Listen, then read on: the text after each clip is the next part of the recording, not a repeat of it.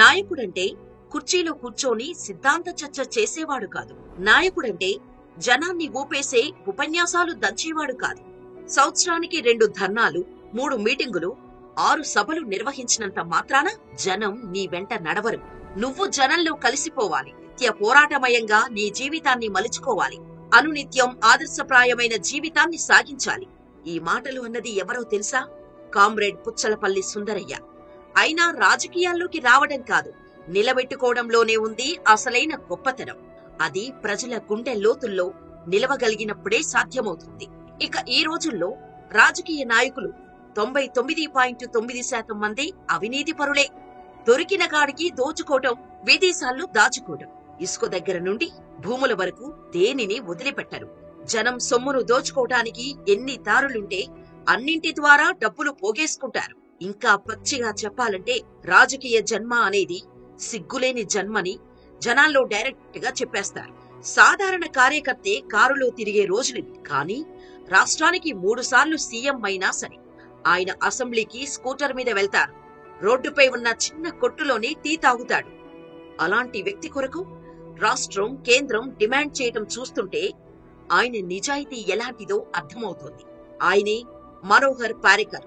ఆ నిజాయితీ నిబద్ధతను చూసి కేంద్ర ప్రభుత్వం మంత్రి పదవి ఇచ్చి రమ్మంది. ఒక ముఖ్యమంత్రి తమ రాష్ట్రం నుండి కేంద్ర మంత్రిగా వెళ్తున్నారంటే సంతోషించేవారే కదా ప్రజలు. కానీ ఆయన గోవా ముఖ్యమంత్రి పదవికి రాజీనామా చేసి కేంద్ర రక్షణ మంత్రి బాధ్యతలు స్వీకరించమని కోరినప్పుడు యావత్ గోవా కంటతడి పెట్టింది. రాజకీయ నాయకులు అంటేనే చిన్న చూపు ఉన్న ఈ రోజుల్లో ప్రజలు ఆయన కోసం కన్నీరు పెట్టారంటేనే ఆయన ఎటువంటి నాయకుడో ఇట్టే చెప్పచ్చు.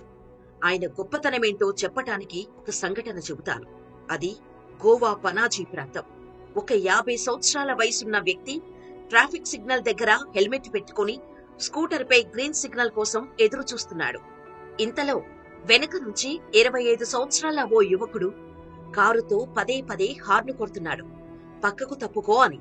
స్కూటర్ పై ఉన్న వ్యక్తి అదేం పట్టించుకోవట్లేదు. దాంతో వెంటనే కారులో నుండి ఆ యువకుడు కిందకు దిగి, నేను ఎవరినో తెలుసా నీకు? ఈ ప్రాంత డీఎస్పీ కొడుకుని. నాకే దారి బావా అని ఆ వ్యక్తితో వాదులాటకు దిగాడు. వెంటనే ఆ వ్యక్తి సున్నితంగా నవ్వుతూ, బాబూ, నువ్వు డీఎస్పీ కొడుకువైతే నేను ఈ రాష్ట్ర ముఖ్యమంత్రిని అని బదులిచ్చాడు. ఆ వ్యక్తి ఎవరో కాదు, అప్పటి గోవా ముఖ్యమంత్రి, నిన్నటి వరకు దేశ రక్షణ మంత్రి మనోహర్ పరేకర్. 1955లో గోవాలో జన్మించిన పరేకర్ అక్కడే హైస్కూల్లో విద్యను అభ్యసించి మెటీరియల్ ఇంజనీరింగ్ కోసం ఐఐటి బాంబేలో చేరాడు. ఇక ఐఐటి పూర్వ విద్యార్థి శాసనసభ్యుడు కావటం భారత్లో అదే మొదటిసారి. 2001లో అదే ఐఐటి తన పూర్వ విద్యార్థిని ఘనంగా సత్కరించింది. స్కూల్లో ఉన్నప్పుడే ఆర్ఎస్ఎస్ లో జాయిన్ అయి ముఖ్య శిక్షణగా ఎదిగాడు. ఇంజనీరింగ్ చేస్తున్న సమయంలో కొంత విరామం ఇచ్చిన తర్వాత మళ్లీ ఆర్ఎస్ఎస్ లో క్రియాశీలకంగా మారి 26 ఏళ్ల వయసులోనే సంఘ్ చాలక్గా సేవలందించాడు. అప్పుడే గ్రామ జన్మభూమి ఉద్యమంలో కీలక పాత్ర పోషించుటకై బీజేపీలో చేరాల్సిందిగా ఆర్ఎస్ఎస్ పంపింది. 1994లో మొదటిసారిగా ఎమ్మెల్యేగా ఎన్నికైన పరేకర్ 1999లో ప్రతిపక్ష నాయకుడిగా పనిచేశాడు. 2వ సంవత్సరంలో గోవా ముఖ్యమంత్రిగా తొలిసారి ఎన్నికైన పరేకర్ గోవా ప్రజల మన్ననలు చొరగొన్నారు. 2014లో ఉన్న 2 లోక్సభ సీట్లను గెలుచుకున్న బీజేపీ పరేకర్ను కేంద్ర మంత్రివర్గంలో చేరాల్సిందిగా ఆహ్వానించింది. దానికి విముఖంగా ఉన్న పరేకర్ స్వయంగా ప్రధానమంత్రి నరేంద్ర మోడీ బుజ్జగించి తన కేబినెట్లో రక్షణ మంత్రిగా చేర్చుకున్నారు. ఎంతో పేద కుటుంబంలో పుట్టినా పట్టుదలతో చదివి ఐఐటిలో ప్రవేశం సంపాదించిన పరేకర్ కొంతకాలం సొంతంగా వ్యాపారం కూడా చేశాడు. ముఖ్యమంత్రిగా, దేశ రక్షణ మంత్రిగా పనిచేసినా ఎంతో నిరాడంబరంగా జీవించారు. నిబద్ధతతో వ్యవహరించారు. ఒక రాజకీయ నాయకుడు ఎలా ఉండాలో ఈ దేశానికి నేర్పాడు. తీవ్ర అస్వస్థతతో ఉన్న అసెంబ్లీ సమావేశాలకు హాజరయ్యాడు. ఒక వ్యక్తి తన బాధ్యతల పట్ల ఎంత నిజాయితీగా, జాగ్రత్తగా ఉండాలో నేటి యువతకు మార్గనిర్దేశం చేసిన మహామనిషి మనోహర్ పరేకర్.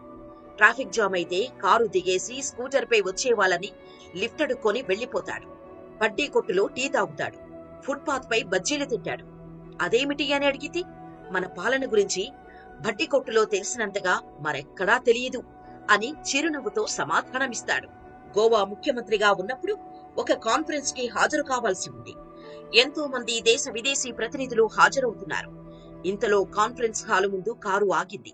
ఒక వ్యక్తి దిగి ఒక చేత్తో బ్యాగ్, మరో చేత్తో ఫైళ్లతో మామూలుగా నడుచుకుంటూ లోపలకు వెళ్లిపోయాడు. వెనుకగా వచ్చిన సెక్యూరిటీని ఎక్కడా మీ ముఖ్యమంత్రి అని నిర్వాహకులు అడిగితే, అదిగో ఫైల్స్ మోసుకెళ్తున్న వ్యక్తి మా ముఖ్యమంత్రి అని చెప్పారట సెక్యూరిటీ వాళ్లు.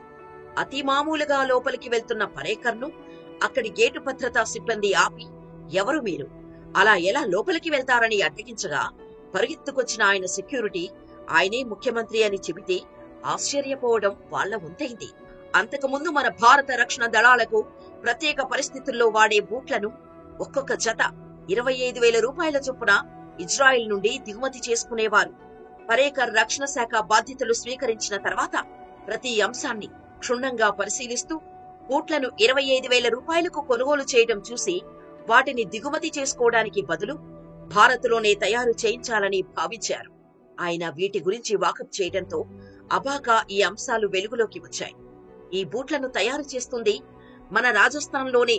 అవి ఇక్కడే తయారై ఇక్కడి నుండి ఇజ్రాయెల్ వెళ్లి మరలా అక్కడ నుండి మనం వాటిని అధిక ధరలకు దిగుమతి చేసుకుంటున్నామని తెలియటంతో ఆశ్చర్యపోయిన పరేకర్ వెంటనే ఆ కంపెనీతో ఒప్పందం కుదుర్చుకురమ్మని రక్షణ శాఖ అధికారులను ఆదేశించారు.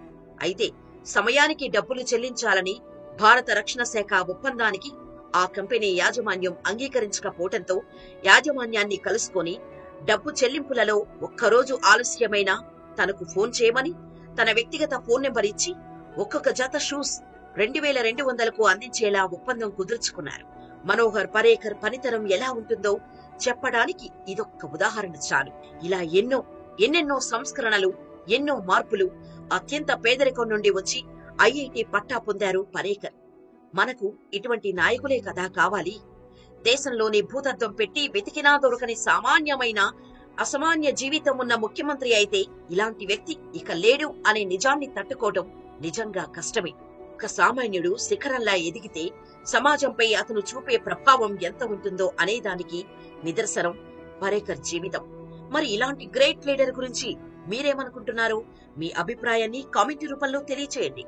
మరిన్ని ఇలాంటి వీడియోస్ కోసం మా ఛానల్ ని లైక్ చేయండి, షేర్ చేయండి, సబ్స్క్రైబ్ చేసుకోండి.